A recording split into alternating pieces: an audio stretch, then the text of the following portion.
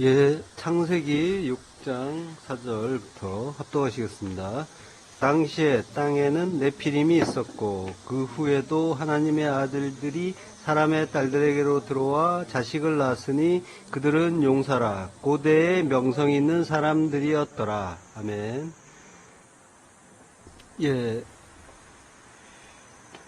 복음서 편을 하다가 지금 원래 하던 복음서 편은 원래 이제 그 온라인으로 우리가 전환되면서 잠시 이제 방학을 가시려다가 그 잠깐 동안 했던 거고요. 원래 이제 진행하던 그 과정은 이제 구약 창세기부터 진행돼 왔었죠. 우리가 이제 지난 시간에 한맛불 마임 홍수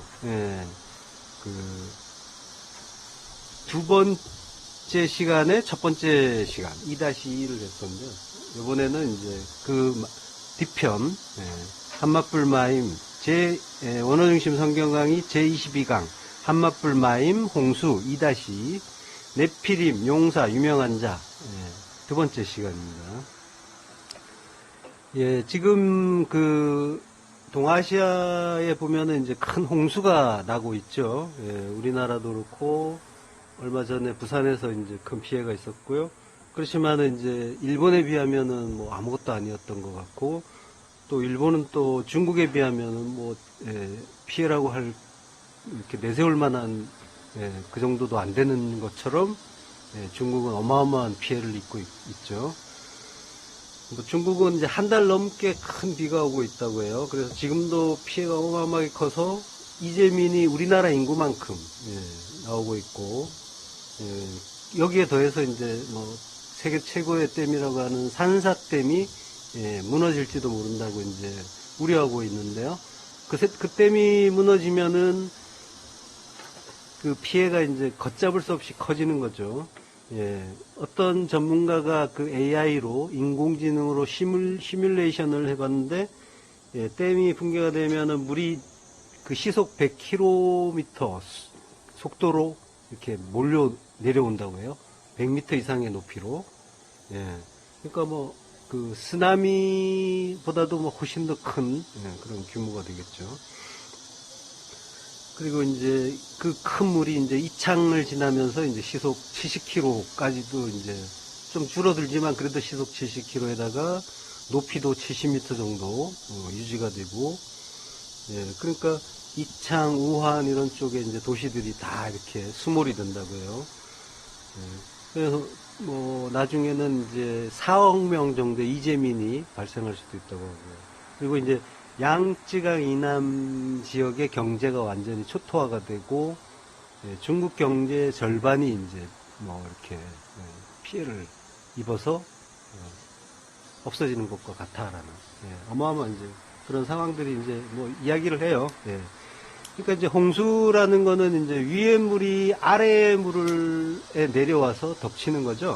그래서 그 하늘의 물, 그 위의 물, 하늘의 물, 진리가 그 아래의 물, 엉터리 말을 가진 우리에게 내려오시면은 심판이라는 것을 보여주는 그런 이제 자연 현상이 눈으로 보여주는 현상이 홍수인 거죠. 하나님이 그 홍수를 통해서 이제 그 우리에게 어떤 말씀을 주시는지를 이제 잘 분별해 보시기 바랍니다. 당시에 네피림이 있었다고 해요.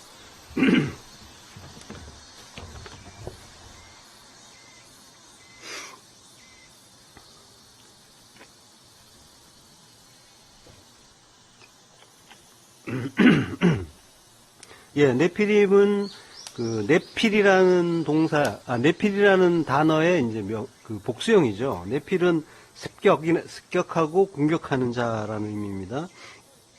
그리고 네필은 이제 신학자들이 나팔이라는 동사에서 왔을 거라고 이제 그 보는데요. 나팔이라는 단어는 이제 떨어진다, 죽는다 뭐 이런 의미거든요.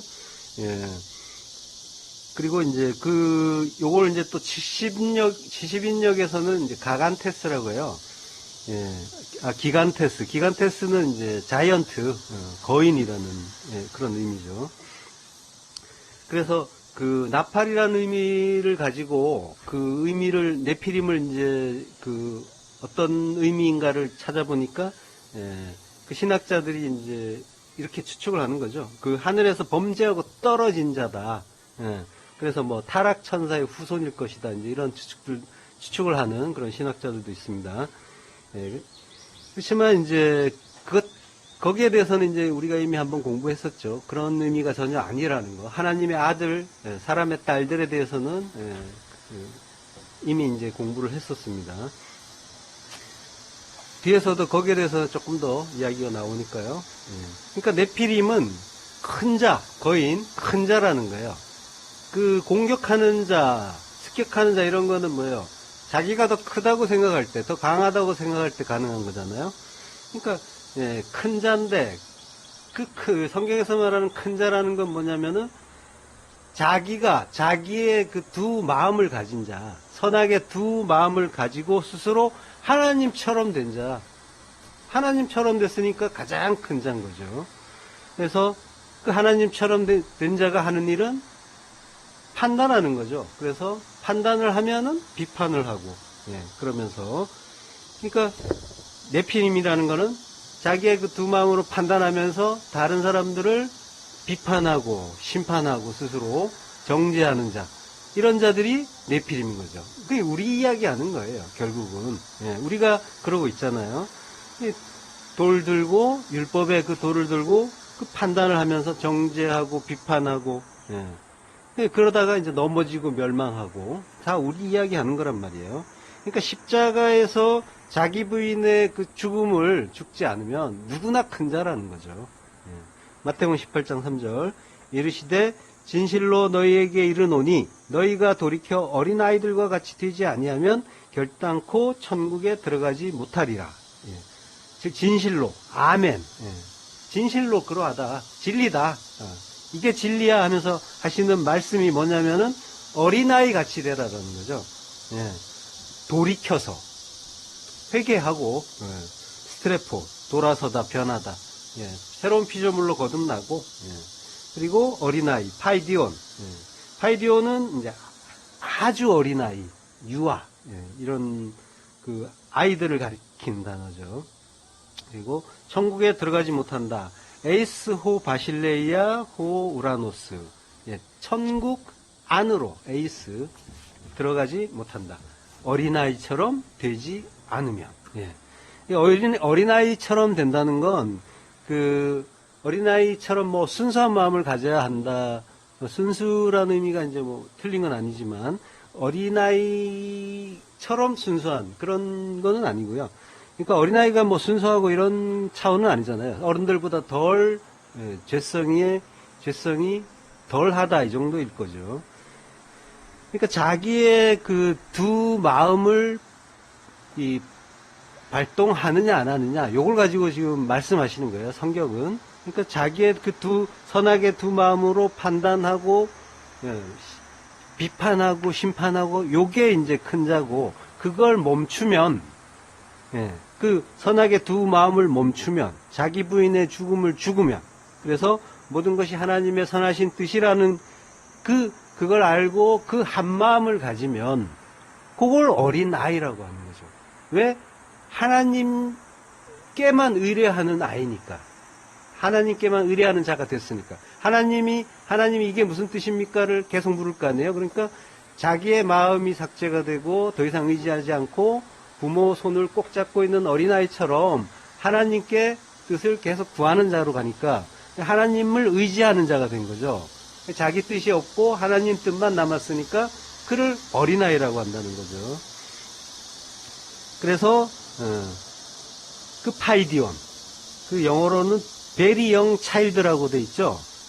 아주 어린아이 자기 주장을 하지 않고 부모만 찾고 의지하는 자 그를 천국의 어린아이라고 하는 거죠. 그러니까 그 천국의 어린아이의 그 대척점으로 여전히 선악의 두 마음, 율법의 두 마음을 가진 자가 네피림인 거죠. 거인인 거죠. 용사, 유명한 자. 그들이 우리 이야기하는 거죠. 우리가 여전히 두 마음으로 가고 있다면은 우리가 네피림이고 거인이고 용사고 유명한 자인 거죠.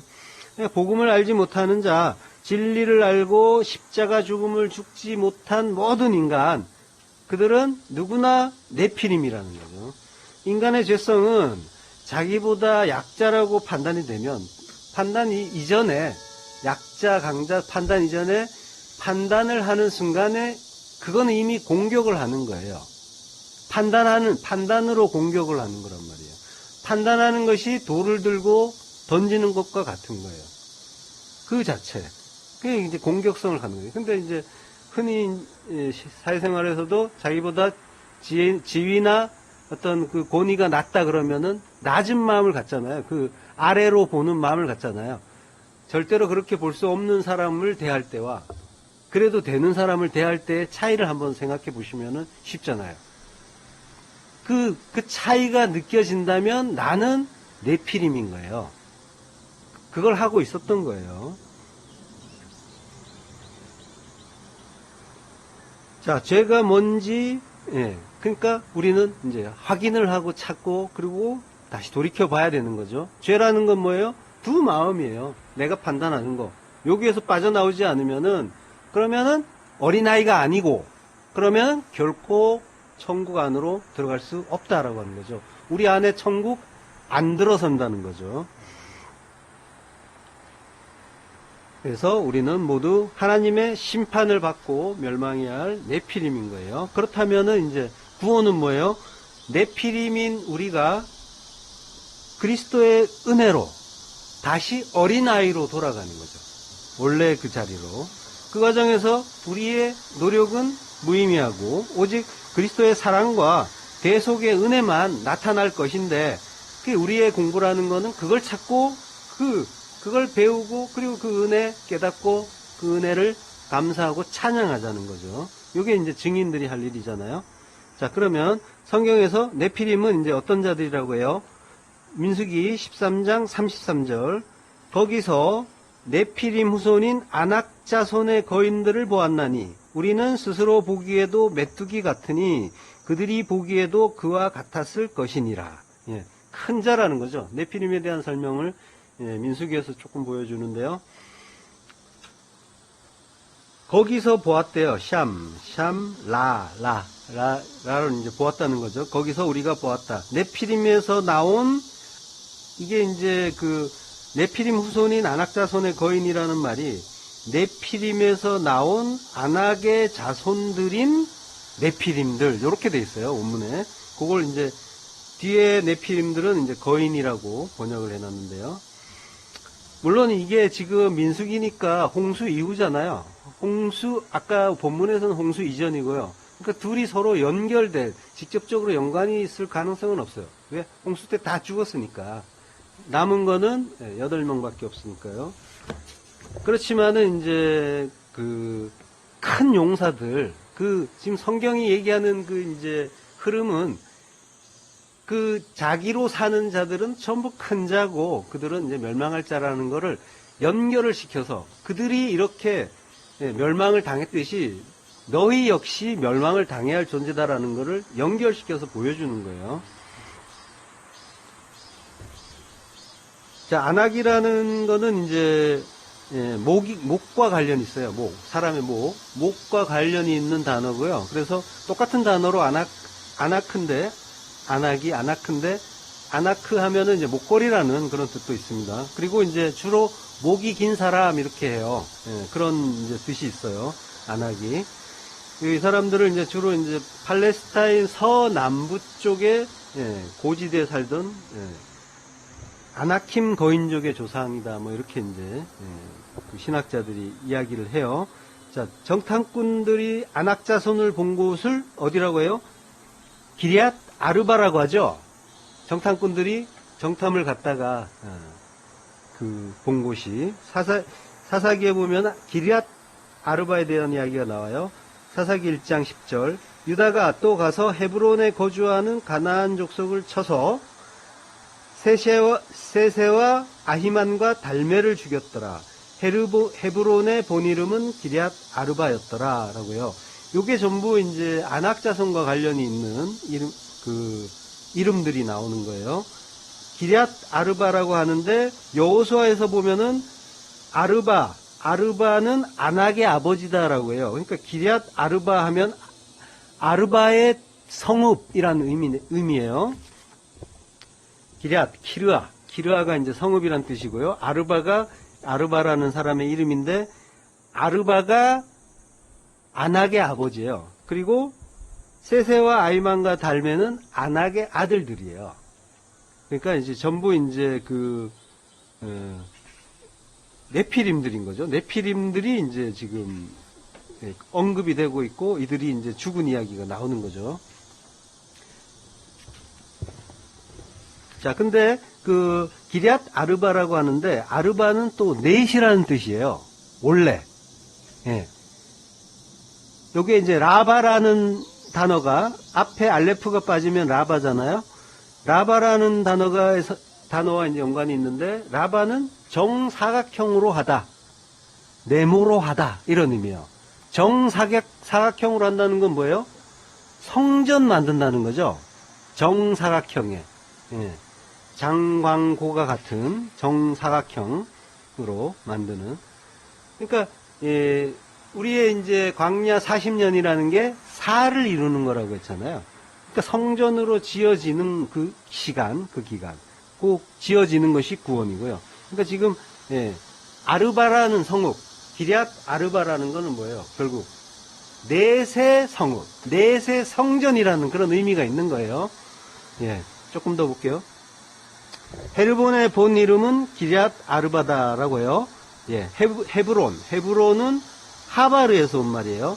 하바르, 연합, 동맹. 예, 하바르는 연합하다, 결합하다 이런 의미란 말이에요. 그러니까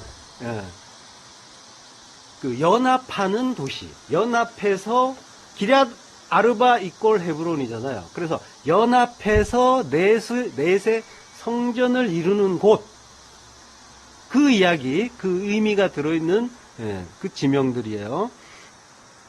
기럇 아르바에서 죽은 그 아들들, 세세와 아히만과 달메라고 하죠. 이들을 이제 안악의 아들들이라고 네피림들이라고 해요. 네피림. 요 세세는 고귀한, 흰, 하얀 이런 뜻이에요. 그리고 아히만은 선물의 형제라는 의미예요. 이 아히라는 게 이제 아흐가 형제잖아요. 그리고 아히 하면은 이제 나의 형제 이렇게 되는 거죠. 그리고 만이라는 거는 만나. 물론 이제 다른 이제 만이라는 것 자체의 원뜻은 이게 뭐야라는 의미이긴 하죠. 그러니까 그게 이제 나중에 만나가 되지만 결과적으로 우리는 이제 그것까지 이렇게 이해해서 받는 거죠. 그러니까 만나의 형제라는 의미가 되는 거죠. 만나라는 그 나의 형제, 만나러 오시는 내 형제, 누구 얘기하는 거예요? 예수님 이야기하는 거죠. 예수 그리스도. 그 말씀으로 오시는, 생명의 양식으로 오시는 그 예수 그리스도, 만나러 오시는 나의 형제, 예수님.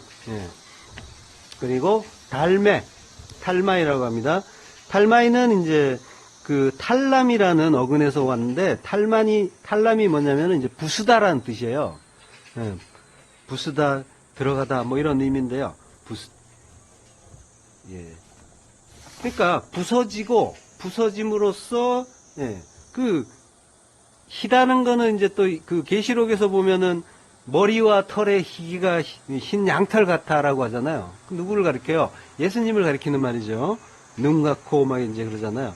거룩한 어떤 분, 희고 거룩한 어떤 분, 만나로 생명의 양식으로 우리에게 주어지는 형제이신 그분이 어디서 죽었다는 거죠? 기럇 아르바 넷의 성전, 그 성전이 서는 그곳에서 부수어짐으로써 넷의 성읍, 넷의 성전을 이스라엘이 얻게 되는 거죠. 그래서 이스라엘이 그 넷의 성전, 이스라엘은 우리잖아요. 우리가 그 성전을 얻음으로써 그 성전으로 지어지는 그 이야기가 이 속에 이제 담겨 있는 거죠. 전부 이제 성경은 이런 식으로 구원 이야기란 말이죠. 예수 그리스도의 그 은혜로 주어지는 구원 이야기. 자, 그리고 그 후에도 하나님의 아들들이 사람의 딸들에게로 들어와 자식을 낳았으니라고요. 예. 그 민수기에 보면 전에 한번 한 적이 있는데요. 민수기에 보면은 이제 이스라엘이 시팀 그 골짜기에서 모압 여인들과 간음을 하잖아요. 그 음행한 사건이 나오죠. 그러니까 하나님의 아들이 되어야 할 자들이 엉터리 말씀을 가진 그 모압의 딸들, 그 율법의 딸들과 연합을 하게 되니까 그걸 음행이라고 하는 거죠. 그러고 거기에 하나님의 저주가 임하시고 연병이 나타나고 막 사람이 죽고 이러는 거죠. 영적으로는 이제 성도가 그 우리가 율법의 말, 그 나의 두 마음이 율법이잖아요. 그러니까 하나님의 그 말씀을 율법으로 받는 게 하나님의 아들이 되어야 될 자들이 말씀을 잘 간직해야 될 자들이 그 율법을 받아들일 때 그거는 이제 다시 우리 안에서 일어나는 일로 보면은 우리가 모든 하나님의 말씀을 율법으로 보는 그 이야기를 하나님의 아들이 사람의 딸들을 에게로 들어갔다라고 하는 거예요. 그러니까 이제 그 율법이란 말이에요. 그 모압의 딸들이 그 아비의 말이잖아요. 그 모압이라는 말 자체가 술에 의해서 나온 그 아비의 말. 그건 뭐예요? 율법이잖아요. 술 취한 술이 섞인 누룩 섞인 그 이야기 하는 거예요. 자, 이 사건에 대해서 또 이제 보면은 발람의 꾀를 쫓았다라는 또 그런 이야기가 나온단 말이에요. 그것이 이스라엘이 모압 여인들과 음행한 것이 발람의 꾀를 쫓은 거다. 발람이 꾀를 써서 그런 일을 행했다라고 이제 주관했다라고 하는 거죠. 여기 꾀라는 말이 또 다발이에요.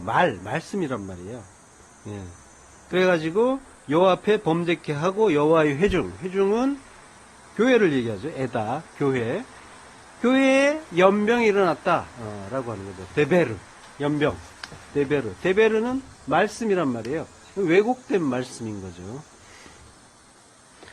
그러니까 지금 세상에 그 횡행하는 그 연병도 이 말씀의 그 왜곡, 하나님 말씀을 바로 깨닫지 못하는 거기에 대한 경계의 말씀, 그걸 우리에게 성도에게 하나님 자녀에게 우리에게 보여주시는 거예요. 그것이 멸망이다.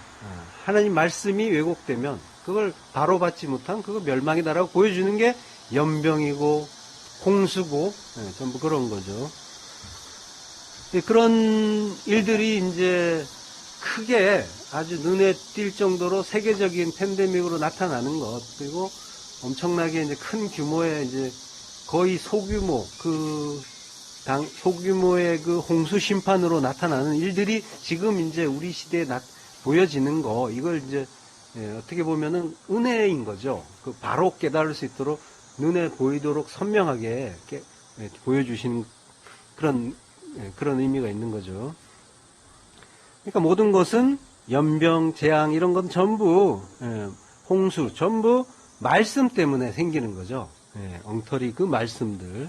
그 엉터리 말씀이 범람하고 거기에서 정말 먹을 수 있는 진리의 물은 거의 드물고 그 홍수가 나서 그 사람들이 막 쓸려가고 이랬는데 정작 그 동네에는 홍수가 난 곳은 먹을 물이 없어가지고 고생들을 하고 이제 급수에 이제 의지하고 이러는 모습을 봤는데, 그러니까 사람이 먹을 수 있는 물은 드물다라는 거죠. 말은 넘쳐나는데 홍수처럼 넘쳐나는데 그 사람을 살리는 그 생명의 물은 또 많지 않은 그런 상황까지도 또 보여주는 거죠. 자, 이 모든 일이 그 백성들에게 일어난다라고 하는 거죠. 암이라고 해요. 백성은. 암이라는 말이 이제 아인과 맴이잖아요. 그 아인과 맴이 아이는 이제 눈을 형성한 그 문자라고 했잖아요. 말씀. 그러니까 맴이 말씀, 그리고 눈은 본다라는 의미잖아요. 그러니까 말씀을 호라오 보는 자, 그가 백성이다라는 그 의미가 있는 거예요.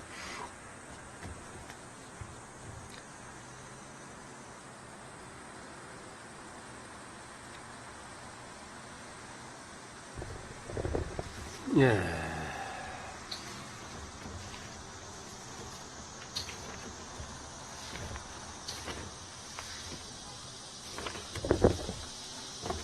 그래서 이스라엘 백성들이 고난을 받는 그런 모습들이 나타났었고요. 자, 그들은 용사라 고대의 명성이 있는 사람들이었더라 라고 합니다. 이 고대라는 말은 올람이라고 해요. 올람이란 말은 이제 영혼이라는 의미도 있어요. 고대 영혼, 긴 기간 뭐 이런 의미가 있고요. 그리고 명성이 있다라고 하는데, 명성이라는 건 이제 이름이에요. 셈. 그리고 이제 용사라고 하는데, 용사는 깃보르라고 해요. 깃보르. 깃보르가 이제 용사, 강력한 자, 이제 그런 의미예요. 성경에 나타난 이제 유명한 깃보르가 니므롯이라는 사람이 있어요. 창세기 10장 8절. 구스가 또 니므롯을 낳았으니 그는 세상의 첫 용사라. 그가 여호와 앞에서 용감한 사냥꾼이 되었으므로 속담에 이르기를 아문은 여호와 앞에 니므롯같이 용감한 사냥꾼이로다 하더라. 예. 용감한 사냥꾼은 이제라고 하는데요. 요게 깃보르 차이드예요. 용감한 사냥꾼이란 말이 깃보르 차이드. 이 차이드가 이제 사냥이라는 뜻이 있으면서 사냥감 또 양식, 음식 이런 의미가 있어요. 니므롯은 반역이라는 의미가 있어요. 반역 또는 반역하자 이런 의미, 동사의 어떤 그런 의미까지. 자, 니므롯은 함의 손자죠. 그리고 구스의 아들입니다. 니므롯이 이제 용감한 사냥꾼이라고 하는데, 이 용감한 사냥꾼이라는 말이 나온 이제 배경을 보면은 그 이전까지는 육식을 하지 않았잖아요. 그죠? 홍수 이후에 이제 육식이 허락됐는데, 육식이 허락되면서 덩달아 이제 동물들도 좀 사나워졌겠죠. 예. 거기에 맞춰서.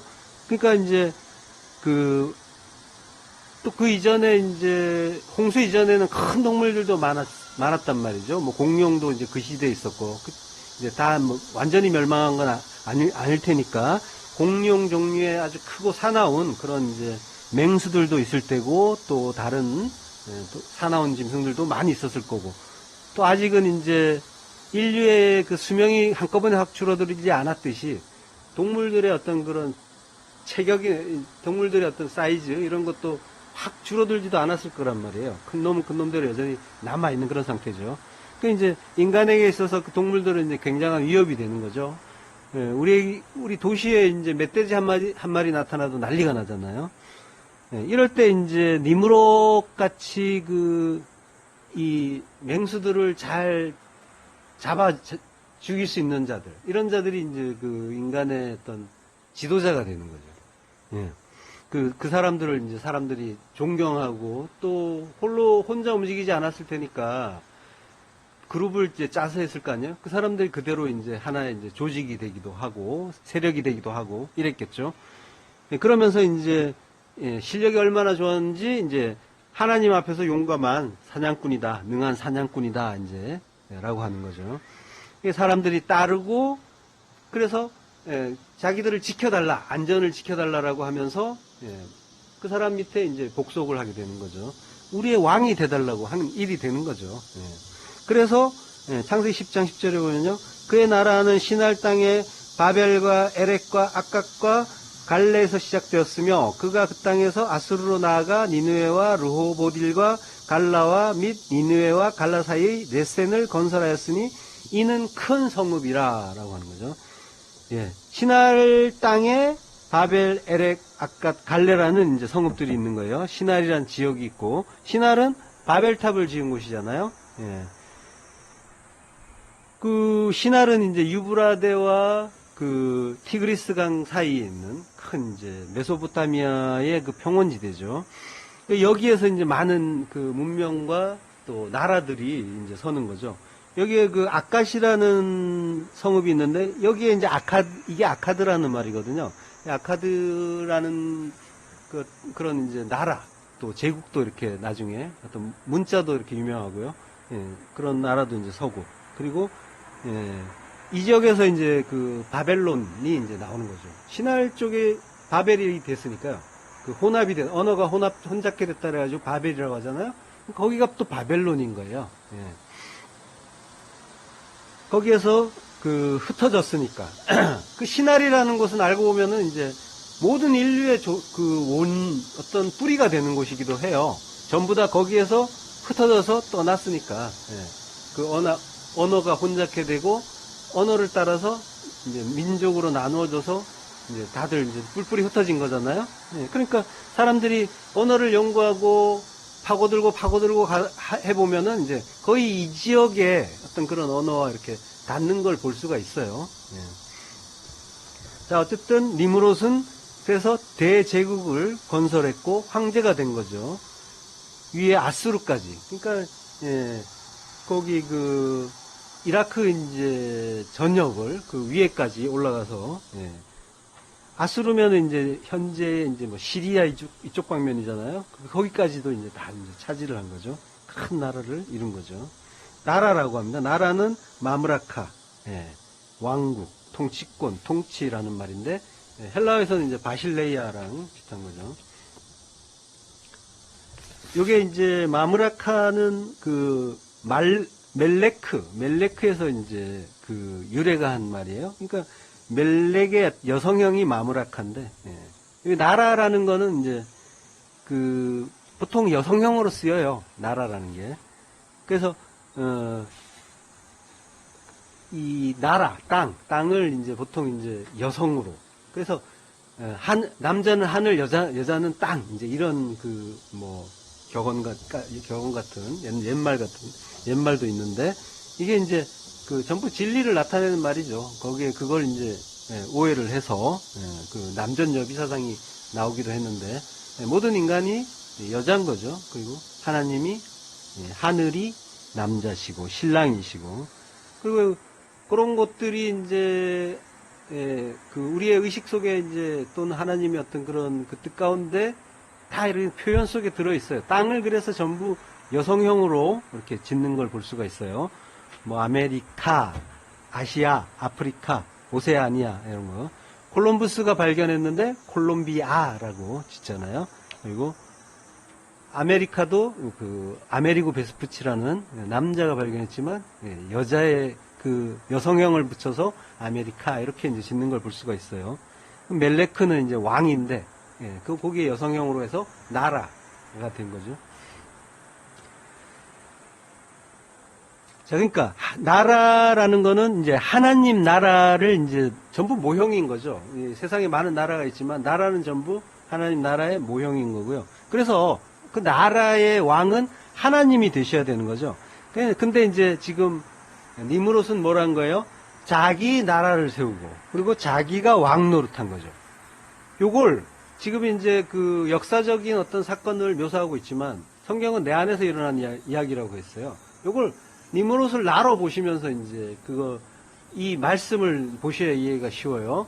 그러니까 니므롯이라는 내가 나라를 세우고 황제가 됐단 말이에요. 나의 나라를 확장해서 그 내 나라만 있는 그 거대한 나라 확장을 한 거죠. 거대한 나라, 거인이에요. 큰 자. 이걸 뭐라고 해요? 하나님 나라가 되어야 할 그 내 안을 이걸 나의 나라로 만들었단 말이에요. 이걸 뭐라고 해요? 반역이라고 하는 거죠. 하나님을 반역한 일이잖아요. 반역이 뭐라고 했어요? 니므롯이 반역이란 말이에요. 그러니까 니므롯이 한 일이 우리가 한 그 일을 이걸 설명해 주는 그 이야기인 거예요. 우리 이야기하는 거예요. 하나님 나라의 반역자는 어떻게 돼요? 예수님 옆에 그 두 강도 그들이 하나님 나라의 반역자의 모습인 거예요. 이 레스테스라고 하는데 여기 이제 강도라는 그 일차적인 뜻이 있지만 혁명가라는 뜻도 있어요. 그러니까 이 로마에 의해서 십자가형을 받을 정도면은 그 사람의 이제 물건을 강탈한 그런 강도를 얘기하는 게 아니에요. 로마의 반기를 들고 그 독립운동, 저항을 했던 그 열심 당원들이란 말이에요. 예. 그러니까 그런 자들에게 이제 십자가형을 내린 거죠. 반역자들에게 내리는 형벌이었단 말이에요. 십자가형이라는 게. 그러니까 로마의 반역자들, 나라의 반역자들, 하나님 나라의 반역자들은 그래서 십자가형을 받아야 된다라고 이제 우리에게 보여주시는 거예요. 그 두 강도 이야기로. 그 나라, 바실레이아의 반역자. 그러니까 모든 인간이 하나님께 반역을 한 거죠. 그래서 우리는 모두 십자가에 달려 죽어야 된단 말이에요. 그런 존재인 거예요. 모두가 십자가에 달려 죽어야 되는데 거기에서 하나님이 우편에 네가 오른편이다, 옳다라고 해주면은 그가 구원을 얻는 거죠. 그러니까 하나님이 옳다고 해주시는 그 은혜, 전적인 그 은혜에 의해서 우리가 구원을 받는 거죠. 우리의 공로는 전혀 없고 뭐 한 거 없고 십자가에 박혀서 뭘 할 수 있겠어요?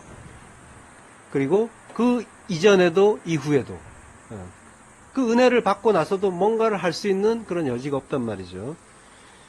예, 그래서 우리 모두는 하나님 나라의 반역자고 니무롯인 거예요. 우리는 모두 자기라는 나라, 그 나라를 크고 위대한 제국으로 만들고 싶어하는 반역자란 말이에요. 전부 나 잘나고 싶고, 내가 높임받고 싶고, 나 드러나고 싶고, 그거 바라잖아요. 너 못났다 하면 싫잖아요. 잘났다 하면 좋아하잖아요. 그게 이제 증거란 말이에요. 우리는 그런 존재인 거예요. 그래서 십자가에 박힐 수밖에 없다. 자기 부인의 죽음을 죽을 수밖에 없다라는 이야기예요. 예. 그러니까 그런 자라는 걸 안다는 게 내가 십자가에 달려 죽을 수 있는 자구나라는 그런 구원의 의미이기도 해요. 나는 죽을 수밖에 없는 존재가 맞구나를 깨닫는 것 자체. 그걸 깨달았다면 그거 자체가 은혜인 거예요. 자, 니무롯이 하나님 앞에서 용감한 사냥꾼, 깃보르 차이드라고 해요. 차이드는 아까 사냥이란 뜻도 있지만 양식이란 뜻도 있다고 했어요. 시편 132편 15절. 내가 이 성의 식료품에 풍족히 복을 주고 떡으로 그 빈민을 만족하게 하리로다.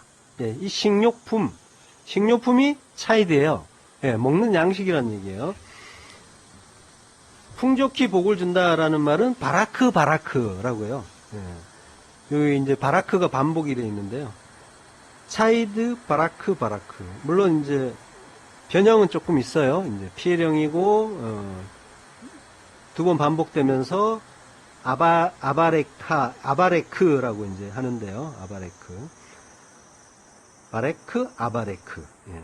무트, 타무트처럼 이제 변형이 된 거예요. 1인칭이라 아가 붙은 거예요. 2인칭이면 이제 타가 붙고요. 자, 바라크라는 거는 복을 주는데 이 복의 의미는 무릎을 꿇다 축복하다, 찬양하다 이런 의미인 거죠. 예, 그러니까 하나님 앞에 무릎을 꿇고 하나님을 찬양하는 거, 요게 이제 복인 거죠. 바라크. 그 양식에 복의 복을 반드시, 피해령이에요. 반드시 더하신다라고 해요. 예. 그리고 가난한 자, 그 빈민을 만족하게 한다라고요. 에부연 사바 레헴이라고요. 에부연이 이제 궁핍한 자, 가난한 자예요. 예. 그리고 사바는 포식하다, 실컷 먹다, 만족하다 이런 의미고요. 그리고 양식, 양식 그게 레헴, 음식 빵이에요. 그러니까 가난한 자들에게 양식을 실컷 먹게 한다라는 거죠. 요게 사바, 실컷 먹이는 게 셰바, 약속이잖아요. 이 셰바라는 그 언약, 약속이라는 의미 속에 이제 실컷 먹이다라는 말이 같이 들어있단 말이에요. 그러니까 요게 지금 언약을 말씀하시는 거예요. 내가 그 양식 실컷 먹게 한다. 광야 40년을 살게 하시고, 그래서 낮추시고 시험하시고, 그래서 하나님 말씀에 갈급한 자, 가난한 자 만드시고, 그리고 그 말씀 찾는 자들에게 생명의 양식을 실컷 먹여서 배부르게 해주시는 것, 요게 언약인 거죠. 예. 그러니까 에부연이 되는 거죠. 가난한 자, 그 심령이 가난한 자, 성령에 갈급한 자, 푸뉴마에 갈급한 자가 그 되게 해 주시는 게 이제 은혜인 거죠. 그래서 참된 성도는 그 참된 하나님 말씀을 찾기 위해서 이제 갈급해 하는 거죠. 그리고 그걸 배불리 먹고 싶어 하는 거죠. 하나님의 약속, 그게 약속이란 말이에요. 그 하나님 백성들에게 진리의 말씀을 이제 실컷 먹이는 거. 그러니까 약속과 실컷 먹는다라는 말은 이제 같은 말이에요. 단어가, 글자가 같단 말이에요. 자음이 사바, 쉐바. 같은 글자예요. 근데 이제 실컷 먹지 못한 자, 바꿔 얘기하면 약속을 받지 못한 자는 어떻게 돼요? 성경에서 이제 그런 말씀 자주 하시잖아요. 어두운 데서 울며 이를 갈미 있으리로다. 그죠? 이를 간다라는 것, 먹을 것이 없어서 이제 헛되이 씹히는, 씹을 것이 없어서 헛되이 이만 갈리는 그런 모습인 거잖아요. 어떤 분이 이제 저희 강의를 이제 한번 듣고 이런 말씀을 하세요. 뭐 옛 성전에서 듣던 그 설교에 뭐 1년치 내용을 들은 것 같아. 뭐 이제 이런 이야기를 하세요. 이건 자랑이 아니라 제가 하도 놀래가지고 뭐 이게 무슨 이분이 왜 이렇게 과장을 하시나 이제 이런 마음을 가졌는데 나중에 그분이 다니시는 교회 그 목사님 설교를 들어보니까 이해가 되더라고요. 그러니까 성경 말씀을 안 하시는 거예요. 잘 안 들려요. 통 안 하시더라고요. 그러니까 이런 식으로 뭐 예배를 드린다, 교회를 다닌다고 하면서도 그 진리의 말씀을 먹지 못하면은 이제 이 앙상한 마른 뼈 상태로 이제 갈급한 그런 상태가 될 수도 있는 거죠. 이만 가는 그런 상태. 자, 니므롯을 이제 용감한 사냥꾼 기포르 차이드라고 이제 하는데요. 그 양식에 능한 자라는 거죠. 차이드가 양식이니까 기포르가 능한 자니까 양식의 강한 자, 능한 자라가 되는 거죠. 이렇게 2장 1절에 보면요. 나오미의 남편 엘리멜렉의 친족으로 유력한 자가 있으니 그의 이름은 보아스더라 라고 해요. 유력한 자를 이제 기포르 하일이라고 해요. 그 하일은 또 힘, 능력, 기포르와 이제 좀 유사한 의미가 있는데요. 자, 보아스라고 하죠. 보아스가 그 룻의 친족 구원자로 이제 나서는 거죠. 이스라엘은 이제 고엘이라는 제도가 있었어요. 고엘이 이제 구속하다. 그런 의미. 그러니까, 기업 물을 자라고도 해요. 그러니까 이제,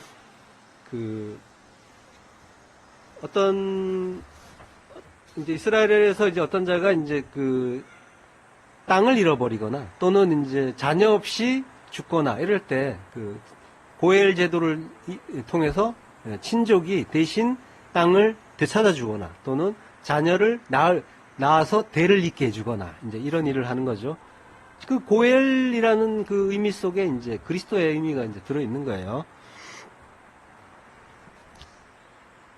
자, 룻기를 보면 이제 룻이 고엘의 도움이 필요한 자로 나오잖아요. 그리고 보아스가 룻을 구원하는 이제 친족 구원자 고엘로 이제 나오죠. 고엘은 이제 게울라라고도 이제 하는데요. 자, 그러니까 이게 하나님과 한 가족인 교회를 구원하는 그리스도의 그 모습을 이제 보여주는 거예요. 그가 기포르 하일이다, 능력 있는 자다라고 하는 거죠. 그리스도께서 기포르 하일이시다, 그 의미를 이제 들어있는 거예요. 니므롯은 기포르 차이드고, 그리고 보아스는 기포르 하일인 거죠. 자, 여호와 앞에서라고 하는데, 여호와 앞에서라는 말은 이제 파님 예호와예요.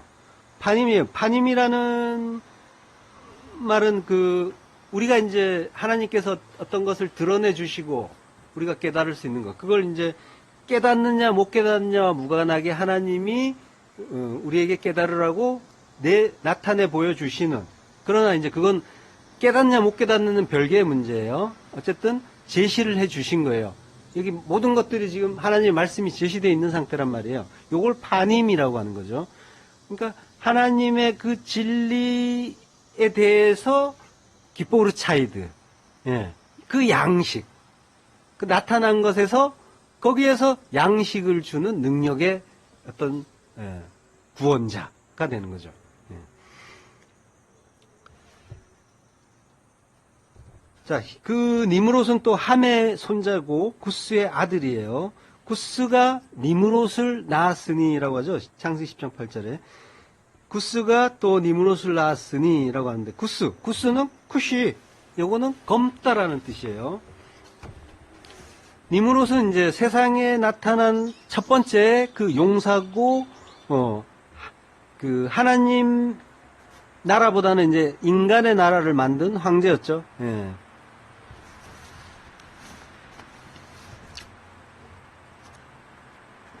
죄송합니다. 이쪽이 아니고. 자, 니므롯이 구스에서 났다고 했어요. 구스는 이제 검은색이니까 검은 것, 검은 것은 죄잖아요. 그러니까 죄에서 났다는 거죠. 예. 그러니까 지금 뭐예요?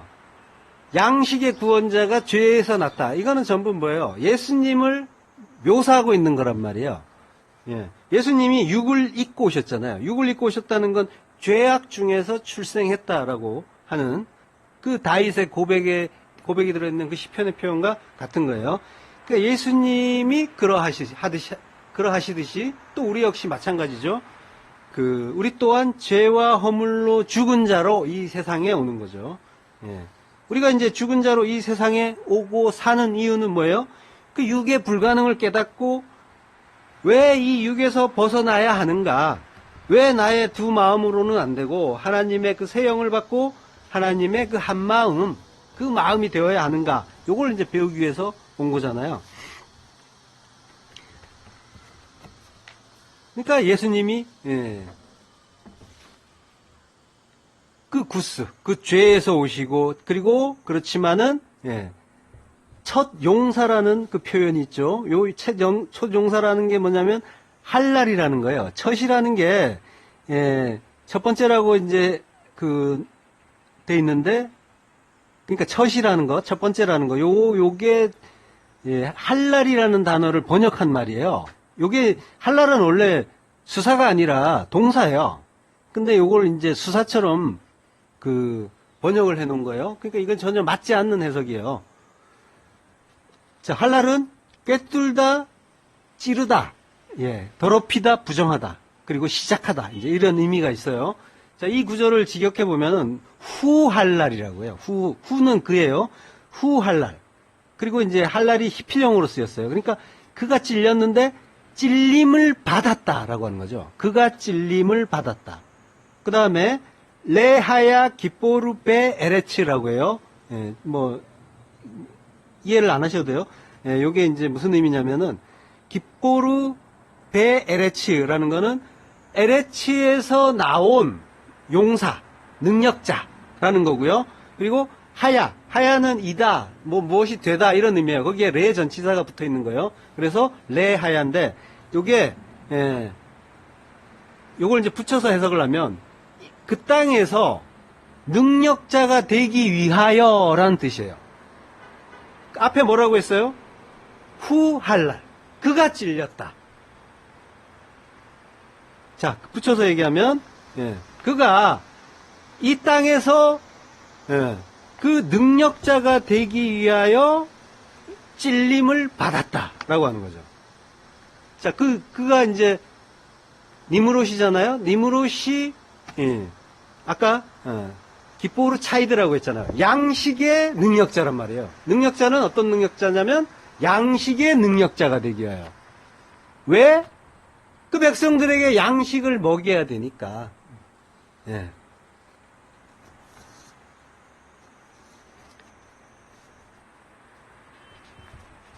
자, 죄에서 나셔서 그러나 자기 백성을 살리기 위해서 자기가 찔리고 그리고 십자가에서 죽으심으로 주와 그리스도가 되셔서 만왕왕 만주의 주가 되심으로써 마침내 자기 백성을 살리는 큰 권능, 기포르 차이드, 그 용감한 사냥꾼으로 번역된 기포르 차이드, 양식의 그 능력자, 권능자가 되시는 예수 그리스도의 구원 이야기란 말이에요. 또한,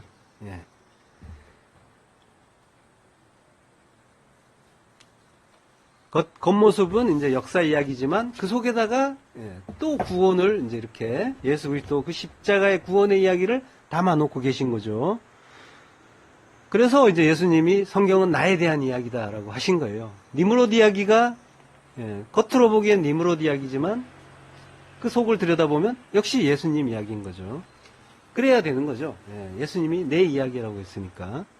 자, 고대에 명성 있는 사람들이었더라라고 해요. 명성. 고대는 이제 올람, 영혼이라고 했어요. 그리고 그 명성이 있는 사람이다라는 말은 직역하면 이제 셈 에노시인데 에노시 셈인데요. 에노시 하셈. 그 하셈이라는 건 그 이름이죠. 셈이 이름이니까 그 이름의 에노시 사람들이었더라라고 하는 거예요. 그 이름의 사람들. 자, 그러면 이게 이제 무슨 의미냐면요. 무슨 의미인지 좀 살펴보면요. 에노시, 에노시라는 이제 단어를 좀 살펴보면, 에노시는 아나시라는 단어에서 왔어요. 전에 한번 한 적이 있는데, 아나시. 아나시는 약하다, 병들다, 고칠 수 없는 지독하게 악한 슬픈, 비참한, 이런 의미예요. 자, 그러니까 이게 에노스가 사람이란 말이에요. 근데 에노스가 아나시라는 단어에서 왔단 말이에요. 그러면 뭐예요? 사람의 특성이 아나시에 들어있다는 거죠. 그러니까 아나시를 보니까 사람의 특성은 병들고 약하고 고칠 수 없고 불쌍하고 비참하고 이런 존재다. 이런 존재가 에노시다라는 거를 이제 성경이 보여주는 거예요. 그래서 인간은 이런 존재예요. 그러니까 결국은 뭐예요? 인간이라는 존재는 약하고 멸망할 수밖에 없는 존재다. 그러니까 어떻게 해야 돼요? 그래서 누군가가 도와주지 않으면 안 된다. 도움을 받아야만 사는 존재다. 이걸 아는 자가 어린아이인 거죠. 요걸 모르고 괜찮아요? 나 혼자 잘할 수 있어요? 하고 혼자서 돌아치면은 요게 이제 큰 자, 용사, 네피림 이렇게 되는 거죠. 창세기 4장 26절 셋도 아들을 낳고 그의 이름을 에노스라고 하였으며 그때 사람들이 비로소 여호와의 이름을 불렀더라. 자, 그러니까 인간은 자기가 어떤 존재인지 알면은 그래서 자기의 그 비참하고 약하고 병들고 그래서 누군가의 도움을 받지 않으면 멸망할 수밖에 없다라는 걸 알게 되면 어떻게 돼요? 하나님을 붙잡겠죠. 하나님 구원자를 찾게 되겠죠. 그래서 그걸 통해서 그 하나님의 그 은혜를 통해서 구원에 이르고자 자기를 구원해 주십사라고 간청하게 되겠죠. 그러니까 이 병이라는 우리가 이제 그 일상을 살면서 병이 들고 하는데 그 병은 또 이제 죄의 다른 이름이라고 했잖아요. 그 성경에 나오는 병도 마찬가지고 그것들이 전부 우리의 죄, 혈루병 같은 거 예를 들면은 그 생명인 피를 흘리는 거, 그 진리를 자꾸 흘려버리는 거, 간직하지 못하고, 그걸 이제 죄라고 하잖아요. 그리고 땅을 끌어안고 사는 그 안전뱅이, 끌어안으면 안 되고 일어서야 된다. 하늘 향해 우뚝 서야 된다. 요걸 가르쳐 주기 위해서 안전뱅이를 이렇게 세우는 모습을 보여주시고. 그러니까 병은 그거란 말이에요. 우리가 일상에서 겪는 그 병도 역시 마찬가지예요. 우리의 죄성 때문에 생긴 것들이에요. 우리가 두 마음으로 판단하면 그러면 몸은 반응을 해서 안 좋은 물질을 내게 돼 있거든요. 그래서 병이 든 거예요. 그러니까 내 죄로 내가 죽는데 이제 그걸 이제 이해하면 되는 거죠. 우리는 죽을 수밖에 없는 존재가 맞군요를 깨달으면 되는 거예요. 우리의 몸을 통해서도 병을 통해서도 이 죄를 가르쳐 주시기 위해서 하나님이 병이라는 걸 주신 거예요. 근데 뭐예요? 나쁜 거 없다 그랬잖아요. 다 좋은 거다. 하나님의 그 뜻을 깨달으면 하늘로 자라게 되니까 잘한 만큼 이익이다라고 했잖아요. 그러니까 우리 그 에노스들, 멸망해야 될 에노스들은 하나님의 뜻 가운데 하나님이 그렇게 지으셨기 때문에 그렇게 될 수밖에 없는 그 의도적인 그 뜻에 의해서 그걸 받아서 여기에 이 세상에 온 거란 말이죠. 깃보르가 되고 싶지만 능력자가 되고 싶은데 깃보르 하일이 되고 싶은데 유일한 그 깃보르 하일이신 예수 그리스도의 그 은혜를 받아야만 사는 우리는 약하고 멸망할 수 없고 비참한 존재라는 거, 그거 알고 그리고 깨달아야 된다라는 걸 계속해서 가르쳐 주시는 거죠.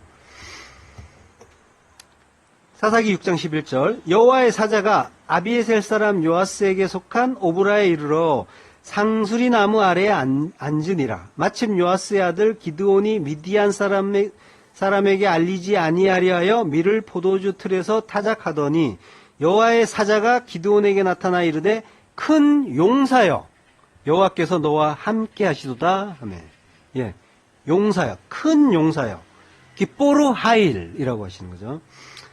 지금 그 기드온은 미디안의 그 눈을 피해서 숨어서 조금 부끄러운 그런 자세로 포도주 틀에서 밀을 타작하고 있었단 말이죠. 그런 기드온에게 하나님의 사자 하나님이시면서 하나님의 사자이신 그 예수 그리스도께서 나타나 큰 용사여라고 이제 부르신단 말이에요. 기드온이라는 의미는 이제 자른다, 베어 넘긴다 이런 의미가 있어요. 그리고 깃보르 하일. 그러니까 우리 그 지금 예수님이 그런 그 부끄럽게 밀을 포도주 틀에서 까고 있는 그 기드온에게 나타나서 하시는 말씀이 좀 모순되게 아이러니하게도 큰 용사라고 하신단 말이에요. 듣는 사람은 되게 무한한 말이죠. 그 성경에서 이제 기드온은 좀 화를 내는 듯한 그런 모습을 보이는데, 그러니까 전혀 용사 같지 않은 우리에게 하나님이 오셔서 하시는 말씀이 깃보르 하일 큰 용사여라고 부르신단 말이에요. 그러니까 우리는 지금 뭐예요? 내 뜻대로 살고 있단 말이에요. 그래서 큰 용사예요. 그렇지만은 하나님이 그거 진짜 용사 아니고 진짜 용사인 내 안에 네가 들어와서 나와 하나 됨으로써 네가 큰 용사 될 수 있다라는 그 구원의 의미를 담아서 주시는 말씀이 큰 용사여라는 거죠. 깃보르 하일. 그러니까 내 안에 들어와야 된다. 나와 하나 돼야 된다. 라고 하는 그 의미가 들어있는 말인 거죠. 전혀 깃보르 하일이 아니었잖아요. 그리고 기드온을 통해서 여러 가지 이제 이적을 행하시고 이스라엘을 해방시켜 주시지만 결국 그 모든 일도 예수 그리스도께서 홀로 다 이루어 가시는 그 모습을 또 보여주잖아요.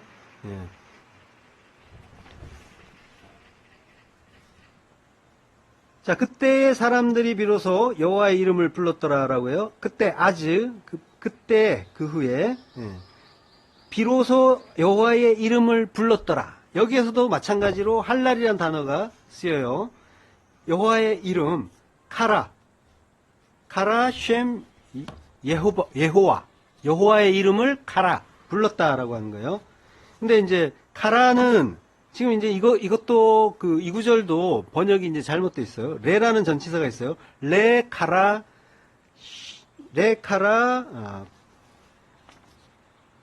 베셈 예호와라고 해요. 그러니까 여호와의 이름으로부터 부르기 위하여, 선포하기 위하여 레라는 전치사가 있는데 이 전치사가 이제 반영이 되지 않은 거예요. 그러니까 구예요. 하나의 구, 전치사 구예요. 그리고 할랄이라는 단어. 아까 이게 이제 시작하다라는 뜻도 있지만 찌르다라는 그런 의미라고 했잖아요. 그러니까 사람들은 없어요. 여기에 사람들이 이제 마치 주어처럼 나왔는데 사람들이는 없어요. 그러니까 이걸 이제 직역을 하면 그때 여호와의 이름을 부르기 위하여 할랄이 또 호팔령이에요. 사역수동태. 찔림을 받았더라. 이렇게 되어 있는 거예요. 아까 그 구절이랑 비슷하죠. 첫 번째 첫 용사더라라는 그것과 자, 여호와의 그 이름, 셈은 이제, 말씀이라고 했잖아요. 분석된 말씀, 파자하면. 레마의 말씀이라고 했죠. 이 요한계시록에서 보면은 그리스도의 이름은 하나님의 말씀이라고 하잖아요. 예. 말씀인 거예요. 당연히 이름이 말씀이란 말이에요. 그래서 그 글자를 셈이라고 쓴 거죠. 이름이 말씀이다. 그 이름으로 나의 이름으로 이같이 기도하라라고 말씀하시잖아요. 그 이름을 레카라 부르기 위하여 선포하기 위하여 할 날 찔림을 당하게 됐더라라고 하시는 거죠. 그러니까 셋이 에노스를 낳은 때부터 여호와의 이름을 부르기 시작했어요. 근데 이제 성경 기자는 그 일을 알려주면서 그 속에 예수 그리스도께서 당신의 백성들을 위해 당신의 그 진리, 그 말씀을 선포하기 위해서 죽으신다는 복음의 진술을 담아 놓으신 거죠. 할 날 찔림을 당했더라. 이게 이제 비약이 좀 심한 것처럼 보일 수도 있죠. 그 뭔가 이제 나만의 해석이 아닌가.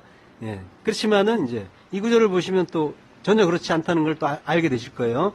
이사야서 53장 5절. 그가 찔림은 우리의 허물 때문이요. 할 날이에요. 찔림이 할 날. 창세기 구절이 이 이야기 하는 거라고 하나님이 알려주기 위해서 단어까지 일치시켜 주셨단 말이에요. 성경은 이제 빈틈이 없는 거죠. 우리의 허물 때문이래요. 그 예수 그리스도께서 찔리시는 게 찔림을 받으시는 이유가 허물은 패시아예요. 죄 그리고 반역이에요. 죄와 반역. 우리가 우리 안에 하나님 나라가 아니라 내 나라 만드는 거, 그거는 뭐예요? 바꿔 얘기하면 둘로 나누어서 판단하는 거. 요게 죄고 요게 반역인 거죠. 요게 패시아. 죄의 근본이에요. 패시아. 요 두 마음으로 생각하는 거. 내가 주께만 범죄했습니다라고 하죠. 모든 일이 결국은 가보면은 결국 하나님께 범죄한 일이 된단 말이에요. 그걸 다윗이 알고 내가 주께 범죄했습니다라고 고백하는 거죠. 그게 패시아예요. 죄의 근본을 이야기하는 그 죄, 패시아란 말이에요. 그 반역. 우리 안에 하나님 나라 대신에 내 나라 열심히 지은 그 반역 때문에 그분이 찔리고 죽으셨다라고 하시는 거예요. 그의 상함은 우리의 죄악 때문이라. 그가 다카, 부스다, 뭉개지다, 분쇄되다. 그분이 기럇 아르바 그 내세 성전을 이루기 위해서 달매로 죽으시는 것, 부서져서 죽으시는 것, 이게 우리의 죄, 아원 때문이다라고 하시는 거죠.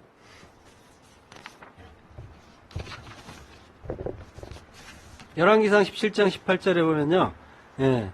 그 여인이 엘리야에게 이르되 하나님의 사람이여 당신이 나와 더불어 무슨 상관이 있기로 내 죄를 생각나게 하고 또 내 아들을 죽게 하려고 내게 오셨나이까 라고요. 자, 엘리야가 이제 하나님의 사람이죠. 엘리야 하나님의 사람, 이게 그리스도의 모형이란 말이에요. 여자는 우리란 말이에요. 우리에게 그리스도께서 오셨어요. 그때 우리가 이제 비명을 지는 거예요. 나와 당신이 무슨 상관이 있습니까? 마귀는 이런 소리 하잖아요. 그러니까 예수님이 베드로에게는 네가 발을 씻지 않으면 나와 상관이 없다라고 또 말씀해 주시잖아요. 그래서 상관을 지으려고 또 자기 백성에게는 말씀하신단 말이에요. 근데 그게 상관이 있는 자에게 내 죄, 아온을 생각나게 해 주시는 거죠. 그리고 어떻게 해요? 아들을 죽게 한다라고 하죠. 아들, 예수 죽이고 부활하는 그 아들 부활시켜 주잖아요. 그리스도로 살아나는 그 아들. 그래서 그게 전부 우리 안에서 일어난 일이란 말이에요. 예수 죽고 그리스도로 사는. 그래서 새로운 피조물로 거듭나는 그 이야기하는 거예요. 그걸 하기 위해서, 그 죄를 생각나게 하기 위해서 우리에게 오신단 말이에요. 그 아온. 그것 때문에, 그 아온 때문에 부수어지신 거죠. 그 몸이 달매로 부수어지신 거죠. 그가 징계를 받음으로 우리는 평화를 누리고 예수 그리스도께서 징계를 받으심으로 무사르, 예, 징계면서 훈계예요. 예, 요게 이제 그 헬라어에서는 파이데이아와 이제 같은 말이죠. 파이데이아가 교육 양육이면서 징계잖아요. 그래서 히브리서 12장 8절에 보면 징계는 다 받는 것이거늘 너희에게 없으면 사생자요 친아들이 아니니라 라고 하시잖아요. 그러니까 징계를 받아야 되는 거죠. 예수 그리스도께서 받으신 그 징계, 그 십자가의 징계를 우리 또한 받아야 되는 거죠. 예, 그래야 우리가 신아들이다 라고 하는 거죠. 그래서 그가 그 징계를 받음으로써 우리가 평화를 누리고, 평화는 하나님과의 화평, 화목, 예, 화목 제물로 죽어주신 그분 덕분에 예, 평화를, 하나님과의 화평이 내 안에 샬롬이 이루어지는 것, 이걸 이야기하는 거죠. 신학자들 중에는 이제 그 세계 평화에 대해서 이야기하는 분들이 아주 많아요. 그래서 이제 다른 종교의 어떤 그런 그 연합도 막 꾀하고 막 이제 그런 그 일들을 많이 하는데, 이게 이제 하나님과의 화평이라는 그 내용, 샬롬의 의미를 이제 오해하면 이제 그런 일들이 일어나는 거죠. 그가 채찍에 맞음으로 우리는 나음을 받았도다. 예. 우리는 나음을 받았도다. 예. 핫브라라고 해요. 매질. 예, 매질을 맞음으로. 이 핫브라라는 말이 이제 하바르에서 왔어요. 하바르가 연합하다예요. 이거 연합하다, 결합하다. 예. 그 채찍으로 우리가 하나 되는 거죠. 그럼으로써 우리가 나음, 라파, 예. 우리의 병, 우리의 죄가 치료가 되는 거죠. 병이 고쳐지면 죄사함을 받았다라고 해주시잖아요. 예. 그 죄에서 고쳐주시는 것, 그 죄에서 벗어나게 사해 주시는 것, 요게 고쳐주신다라고 이제 하는 거죠. 또 요거 오해하면은 열심히 이제 치유사역 하게 되는 거죠. 그러니까 셋이 이제 에노스를 낳은 때부터 예, 여호와의 이름을 부르기 시작했단 말이에요. 예수 그리스도께서 예, 당신의 백성들 위해서 당신의 그 진리, 예, 그 말씀을 선포하시기 위해서 찔림을 받고 징계를 받고 채찍을 맞으신 거죠. 그 이야기를 예, 그 속에 넣어서 우리에게 가르쳐 주시는 거죠. 할날 그 그리스도의 찔림이 이제 우리의 구원이 되는 겁니다. 예. 이게 이제 그때부터 여호와의 이름을 부르기 시작했더라라는 그 드러난 말씀에 그 담겨 있는 속에 담겨 있는 말씀의 참 뜻인 거예요. 고대에 명성 있는 사람, 예, 그 올람의 예, 그 이름의 에노시. 이거 설명해서 이제 좀 돌아왔는데요. 에노시. 자, 요거는 그러니까 이제 이게 예, 고대에 명성 있는 사람이었더라. 예, 요 구절에는 이제 두 가지 의미가 있는 거예요. 계속해서 이제 표피적인 의미가 있고 그 속에 담겨 있는 예, 그 복음이 이제 또 있는 거죠. 이제 메올람 아느쉐 핫셈이라고 하는데 고대의 유명한 자, 자기 이름의 사람들이라고 했어요. 그러니까 인간은 뭐예요? 전부 자기 이름을 위해서 산다고 했죠. 예, 나 높아지고 나 잘되고 나의 예, 어떤 뭐 능력이나 또는 이제 권위나 이런 것들이 확대되고, 그래서 내 나라를 제국을 만들고 싶어 한단 말이에요. 자, 이들이 이제 심판받고 멸망해야 될 용사라고 했죠. 근데 이제 요한계시록에서도 보이지만 성도는 뭐예요? 어린 양의 이름을 이마에 새겨야 되는 자들이죠. 그 어린 양의 이름을 새기고 어린 양이 드러나고 그 말씀으로 살아야 되는 자들인데, 근데 그 자기 이름을 높이기 위해서 나 잘났다를 증명하기 위해서 산단 말이에요. 요걸 아느세 하셈이라고 한단 말이에요. 그 이름의 사람들. 예. 자기 부인의 죽음을 죽지 못한 자는 모두 자기 이름 높이고, 그리고 자기 의를 증명하기 위해서 사는 거예요. 인간은 모두 그런 존재란 말이에요. 이 십자가의 은혜가 아니면 누구도 이런 자리에서 벗어날 수가 없는 거죠. 예. 그래서 모두가 멸망해야 되는 존재인 거예요. 메올람, 고대부터 처음부터 우린 그런 자들인 거예요. 그래서 뭐 가끔 가다 보면 근데 내가 진리를 알아서 어떤 상황에도 평강하다 이렇게 자신하는 분들도 가끔 있어요. 네. 근데 이제 자신하면 안 되는 거죠. 자신이란 말 자체가 자기를 믿는다는 거잖아요. 예.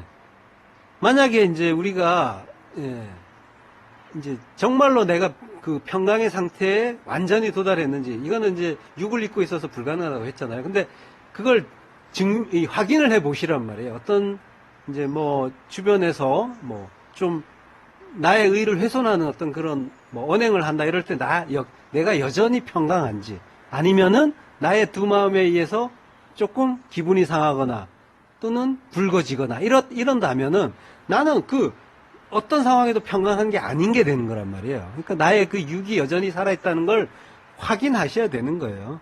만약 예를 들어서 뭐 너 그따위로 살지 마, 너는 틀렸어, 그거 아니야, 뭐 이런 식으로 이제 막 험한 말들도 가끔씩 올 수 있단 말이에요.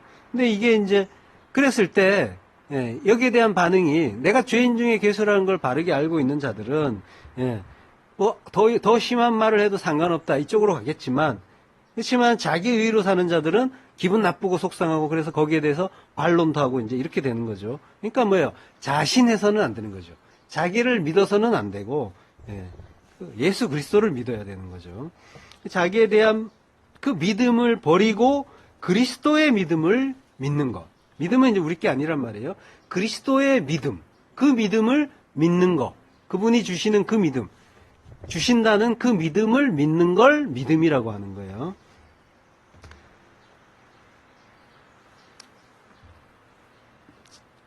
그러니까 우리는 이제 죄인 중에 괴수라는 그